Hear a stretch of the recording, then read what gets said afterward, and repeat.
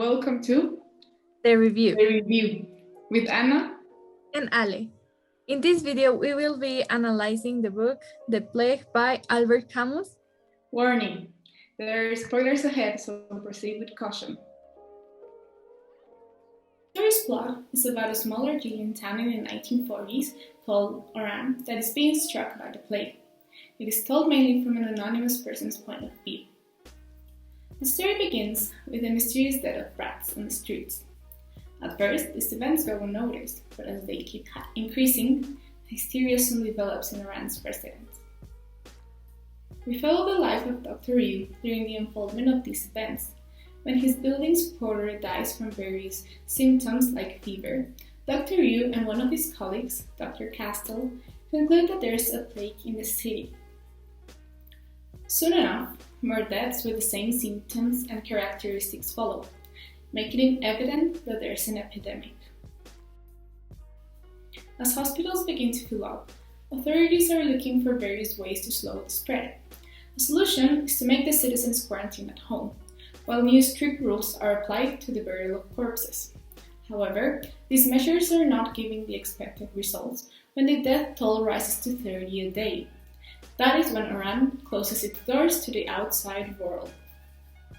Communication means are prohibited, only allowed for extreme urgent ones. Father Panelu takes this event as an opportunity to turn people to religion, saying that the plague is God's plan to punish the sinners. It is now August, and things are even worse than before. Making people are trying to escape, but armed guards shoot the ones who try to. Violence has increased, so authorities implemented a curfew. Funerals with the families are no longer allowed, and the citizens are feeling every day lonelier and lonelier. In September and October, the situation is still worsening. Even when citizens are trying to clear their minds with various activities, for example, going to the opera, one night the main actor collapses on stage with plague symptoms. When all hope is gone, Grant catches the plague. However, he miraculously recovers and deaths begin to decline. Fast forward to February, and the plague is in full retreat. The residents of Oran begin celebrations as the town gates open. They can finally reunite with their loved ones. In the end, the narrator is revealed. It's Dr. Yu. Now that we know a little bit more about the book, we can talk about the context and what was happening during that time. The book was published in 1947, but what was happening in the world during this decade? Let's go back to the decade of the 40s. We're in a period of constant armed confrontations and only 1 year after the start of the Second World War. Some of the most important battles are the Battle of Moscow, the Battle of the Atlantic, the Battle of Midway, the Battle of Stalingrad. It is also known as the bloodiest battle in history. We have also the Battle of Normandy, known as the D-Day. And finally, we have the atomic bombs on Nagasaki and Hiroshima. After the defeat of Germany, the United States and the Soviet Union became the world's superpowers, giving rise to the Cold War.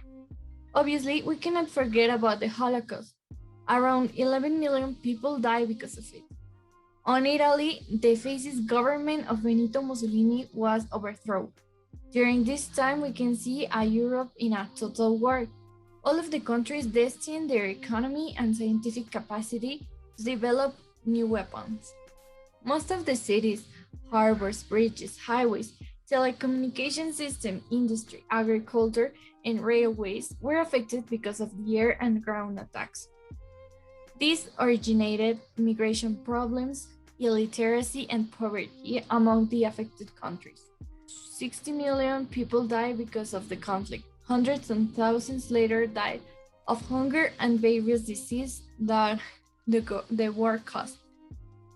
To the absence of men, women took their place, so feminist movements took more power, obtaining suffrage in different countries.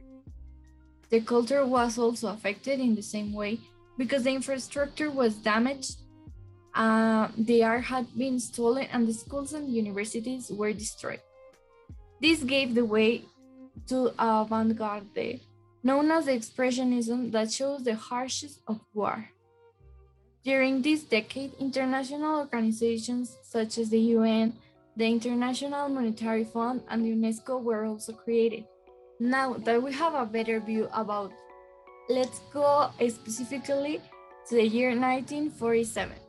To be honest, it's a very interesting year.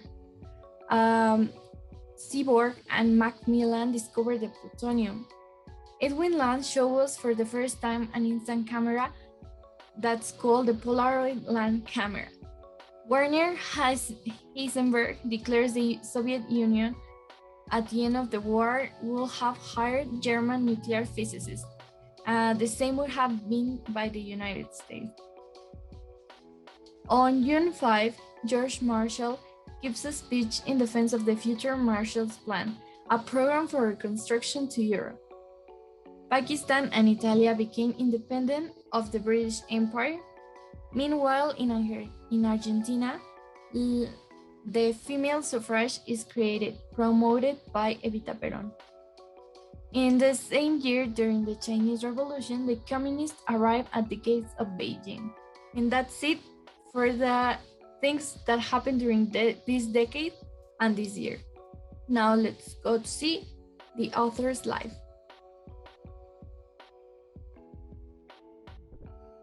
Now that we know what was happening in the world, let's talk about the author. As we have said, the author is Albert Camus. He was born in 1930 and he died in 1960. He was a novelist, a playwright, and an essayist. He studied philosophy at the University of Algeria, but he didn't finish because of health problems. He first started as a journalist for a time. He traveled around Europe and wrote essays about his journeys. His most important works were The Stranger, The Myth of Sisyphus, that tell us how the human destiny is absurd. Also, we have La Plague, and it talks about the resistance to tragedy. Now, all of this besides a series of essays that were published in different media. He was involved during Second World War. He was a member of the French resistance during the German occupation. He was also part of the resistance newspaper called Combat. His philosophic thought is influenced by Schopenhauer, Nietzsche, and German existentialism. The current of existentialism is attributed to him. However, he considers himself alien to it.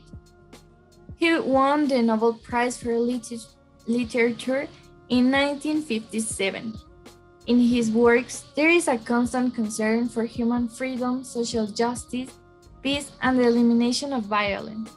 He also believed that rebellion and political actions should have solid moral foundations. He recounts a free and immediate expression of thought and criticizes the separation of art and philosophy. Within his work, there are protests that update general elements of the Greek tragedy. It is thought that the plague is based on the cholera epidemic that the city of Oran suffered in 1849 after the French colonization. If the conception of the world is related to existentialism of Jean-Paul Sartre and his definition of a man as useless passion, the relationships between the two were marked by a bitter controversy. While Sartre accused him of the independent judgment, sterility, and ineffectiveness, Camus denounced as moral his political connection with communism. Of great interest, it is also known his series of journalistic chroniques, Actualist. In 1963, his diary notes written between 1935 and 1942 were published under the title Cuadernos by her daughter. He died in a car accident in 1960. The main ideas are that there's an epidemic occurring in the town, but the authorities try to play it down and people like Father Panelu try to take advantage of the situation. Then, we've got the residents feeling lonely and being easily influenced, like when they thought that by burning their houses, the plague would die. Finally, after everything they went through, there's light at the end of the tunnel. They can finally go outside without fear of contracting the plague. But we mustn't forget about all the deaths that occurred and the people left without a family.